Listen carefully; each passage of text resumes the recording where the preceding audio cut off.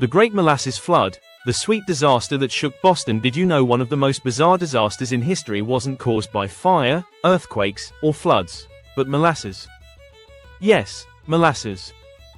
In 1919, a tsunami of sticky syrup tore through the streets of Boston, leaving chaos, destruction, and an unbelievable legacy in its wake. How did something so absurd even happen? Let's dive into one of the weirdest, most jaw-dropping tragedies you've never heard of. The year is 1919.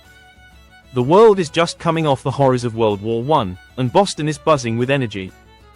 Industry is booming, and along the city's north end stands a massive metal tank, 50 feet tall and 90 feet wide, filled to the brim with 2.3 million gallons of molasses. Why so much? Molasses wasn't just for cookies back then. It was a key ingredient in industrial alcohol, fueling everything from munitions to moonshine. But there's a problem. That tank. It's a ticking time bomb. Built quickly, shoddily, and without proper safety checks, the tank groaned and leaked from the moment it was filled.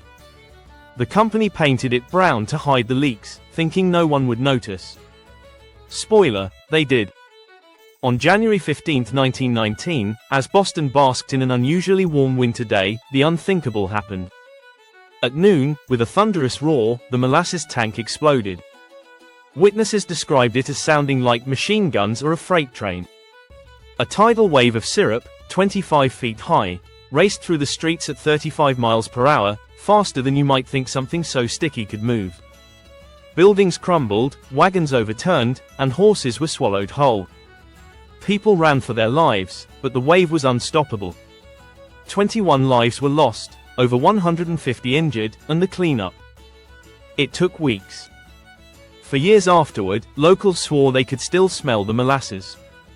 The Great Molasses Flood wasn't just a freak accident, it was a turning point. The public demanded accountability, leading to one of the first major corporate negligence lawsuits in U.S. history.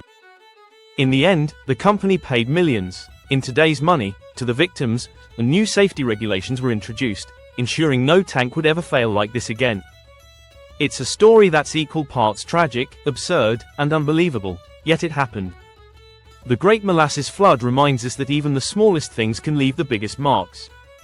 And next time you drizzle syrup on your pancakes, remember, it's all fun and games, until the tank bursts.